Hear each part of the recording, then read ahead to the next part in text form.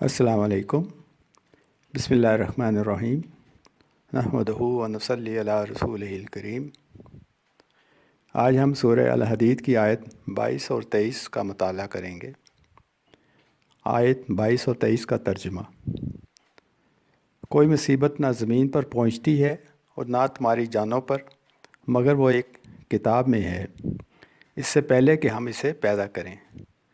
یقیناً یہ اللہ پر بہت آسان ہے، تاکہ تم نہ اس پر غم کرو جو تمہارے ہاتھ سے نکل جائے، اور نہ اس پر پھول جاؤ جو وہ تمہیں عطا فرمائے۔ اللہ کسی تکبر کرنے والے، بہت فخر کرنے والے سے محبت نہیں رکھتا۔ سورہ الحدید کی یہ دو آیات اللہ تعالیٰ کی طرف سے انسانوں کے لیے ریلیکسنٹ کے طور پر کام دیتی ہیں اور انسانی زندگی کو پرسکون رکھنے میں بھرپور کردار ادا کرتی ہیں۔ اللہ تعالیٰ نے ان آیات میں انسان کو یہ باور کرایا ہے کہ زمین پر ہر لمحہ جو زمانہ حال میں ہوتا ہے اور وہ اگلے لمحے ہی زمانہ ماضی بن جاتا ہے، اس میں اللہ ہی کی مشیت کار فرما ہوتی ہے۔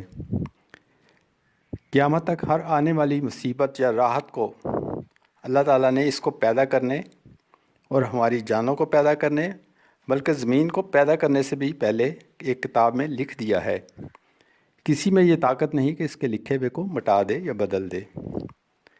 زمین پر آنے والی مصیبتیں کوئی بھی ہو سکتی ہیں، مثلاً قحط، طوفان، سیلاب، زلزلے، وبائیں، دو قوموں کے درمیان باہمی جنگ، معیشت کی تباہی وغیرہ۔ اسی طرح ہماری جانوں پر آنے والی مصیبتیں اچانک نہیں آتی، بلکہ یہ سب باری تعالیٰ کی طرف سے طے شدہ ہیں۔ مثلاً بھوک، پیاس، فقر، خوف، غم، تھکاوٹ، بیماری، زخم، چوٹ، عارضی یا مستقل معذوری وغیرہ وغیرہ۔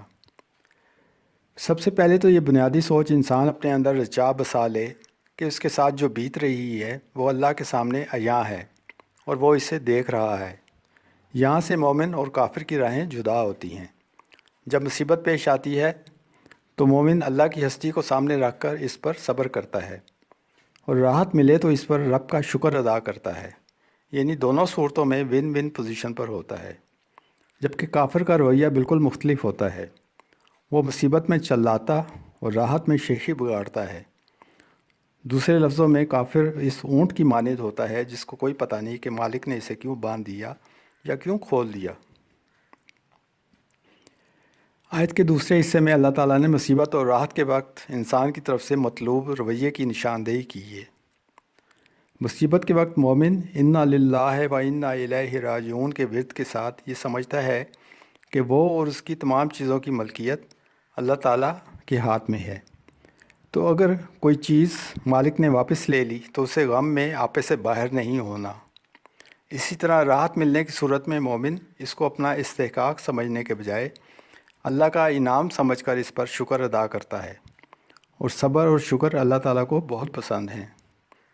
بے شک اللہ تعالیٰ کسی تکبر کرنے والے اور فخر سے اترانے والے انسان سے محبت نہیں کرتا۔